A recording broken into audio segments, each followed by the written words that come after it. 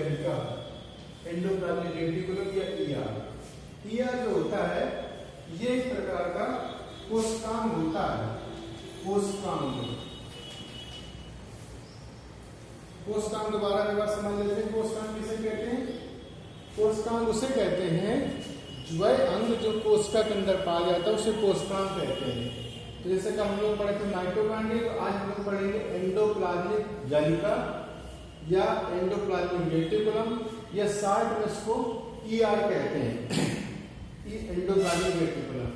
Endoplasmic reticulum जो होता है एक विशेष प्रकार का कोशिकांग होता है और यूकैरियोटिक कोशिकाओं में पाया जाता है। यूकैरियोटिक कोशिका वही कोशिका जिन कोशिकाओं में केंद्रक और कोशिकांग दोनों पाए जाते हैं, इसे यूकैरियोटिक कोशिका कहते हैं।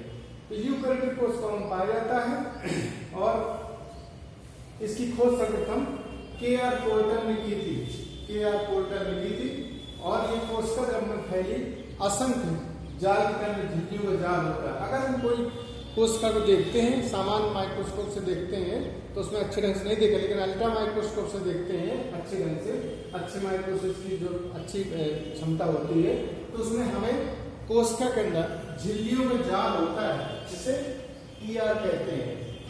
तो ईआर जो होता है ये सामान्य रूप से केंद्रक कला से जहां हम लोग देख रहे हैं, ये केंद्रक कला है, अंग्रेजी में न्यूक्लियर मेम्ब्रेन कहते हैं। ये केंद्रक कला है, केंद्रक कला से जुड़ी रहती है और झिल्लियों का जाल होता है और यहाँ से जुड़ करके ये प्लाज्मा झिल्ली तक जुड़े रहती है। ये प्लाज्मा झिल्ली होती है, ये प्लाज्मा मेम्ब्रेन या प्लाज्मा झिल्ली तक जुड़ी होती है और इस प्रकार से केंद्रक कला से प्लाज्मा झिल्ली तक जुड़ करके एक विशेष प्रकार रचना बनाती है जिसे एंडोप्लाज्मिक रेटिकुलम कहते हैं। एंडोप्लाज्मिक रेटिकुलम जो होती है ये 3 भागों में बटी होती है। पहली होती है सिस्टर्नी होती है। सिस्टर्नी देख रहे हैं हम लोग एक दूसरे नलिक तरह रचनाएं होती हैं, एक दूसरे के पैरेलल होती है, समानांतर होती है और ये राइबोसोम पाए जाते हैं। ये सिस्टर्नी एक दूसरे के समानांतर होती है, नलिक रचनाएं होती हैं और इनमें राइबोसोम होते हैं और वह उन कोशिकाओं में पाई जाती है जिन कोशिकाओं में प्रोटीन संश्लेषण होता है। आगे हम लोग पढ़ेंगे राइबोसोम का जो मुख्य कार्य होता है प्रोटीन संश्लेषण होता है। तो जो प्रोटीन संश्लेषण होता है उन कोशिकाओं में, अधिकतर कोशिकाओं में सिस्टर्नी पाई जाती है। अगला है थैलिया।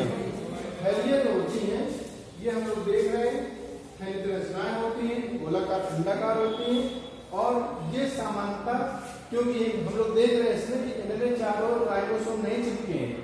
जब राइबोसोम नहीं चिपके हैं तो ये स्मूथ एंडोप्लाज्मिक रेटिकुलम, 2 प्रकार की रेटिकुलम होती है, एक स्मूथ होती है, एक रफ होती है। तो ये स्मूथ एंडोप्लाज्मिक रेटिकुलम में ये पाए जाते हैं और गोलाकार अंडाकार होते हैं।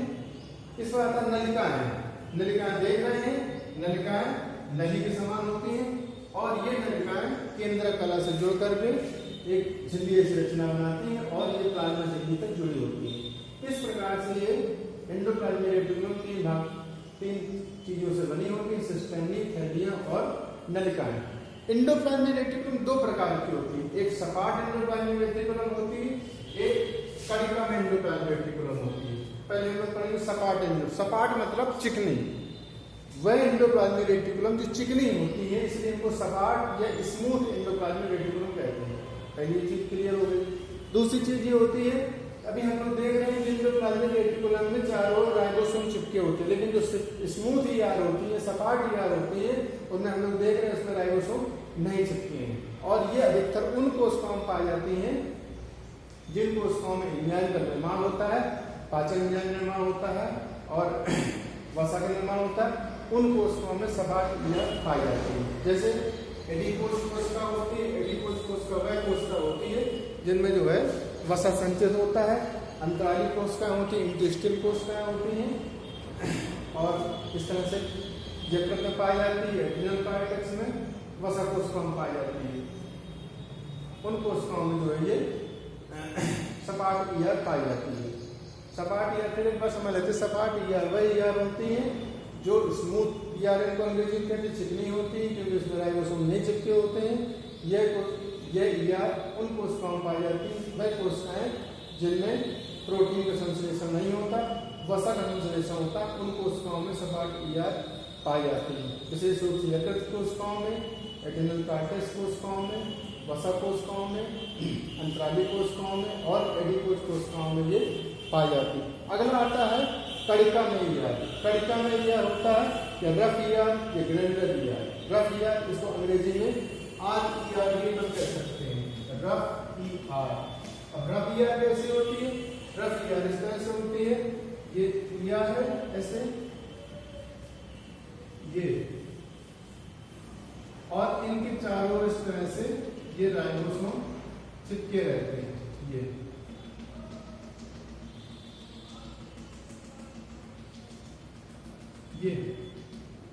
है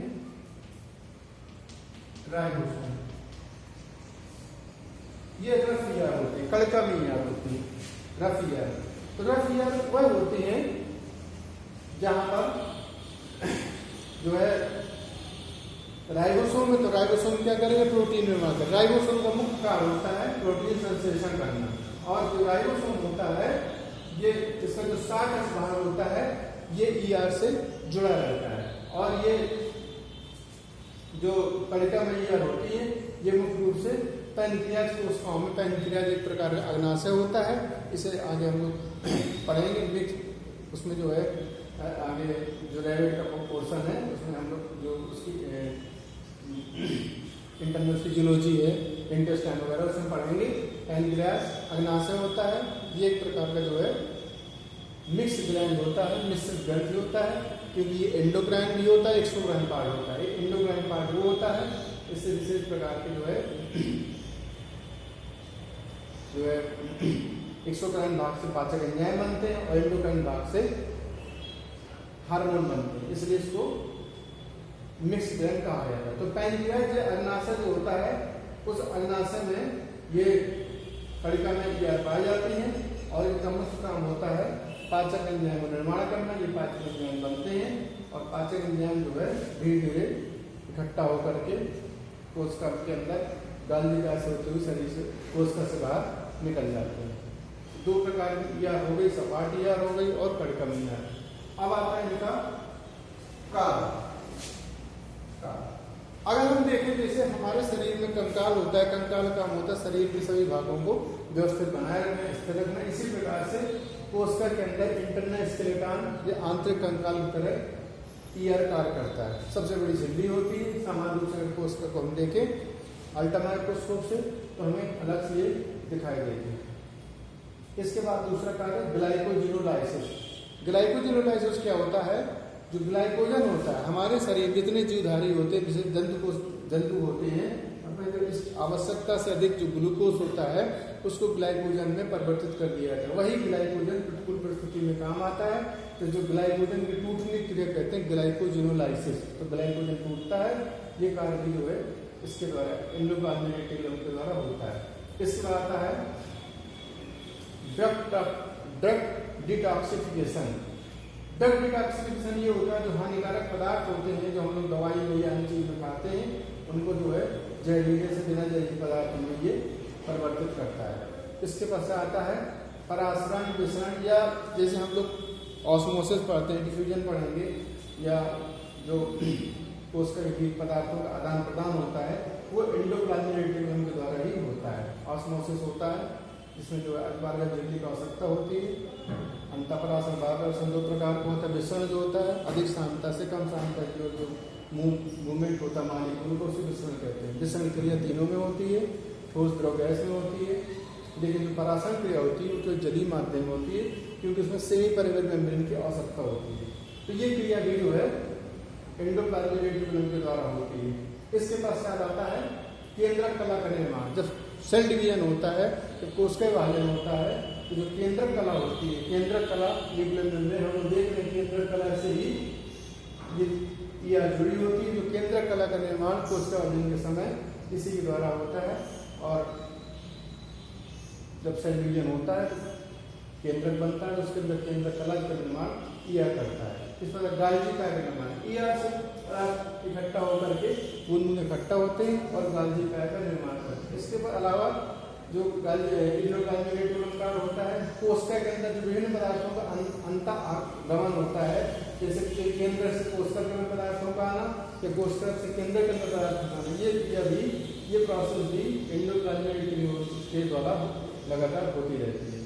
तो एंडोप्लाज्मिक रेटिकुलम जो होगी एक प्रकार का कोशिकांग है, दोबारा पर समझ लेते हैं। कोशिकांग है, झिल्लियों का जाल होता है और सामान्य रूप से यूकेरियोटिक कोशिकाओं में पाया जाता है। हाँ, एक चीज़ और महत्वपूर्ण चीज़ है कि ये किस में नहीं पाया जाता है, ये आरबीसी में नहीं पाया जाता है, सेल्स में नहीं पाया जाता और एम्ब्रियोनिक सेल में नहीं पाया जाता है। बाकी जितनी यूकेरियोटिक सेल्स होती हैं सभी में ये पाया जाता है। इसमें मुख्य रूप से राइबोसोम जुड़ा होता है, जिनमें राइबोसोम जुड़ा होता है रफ कहते हैं, जिनमें नहीं होता स्मूथ कहते हैं। इस प्रकार से ये महत्वपूर्ण कोशिकांग एंडोप्लाज्मिक रेटिकुलम होता है।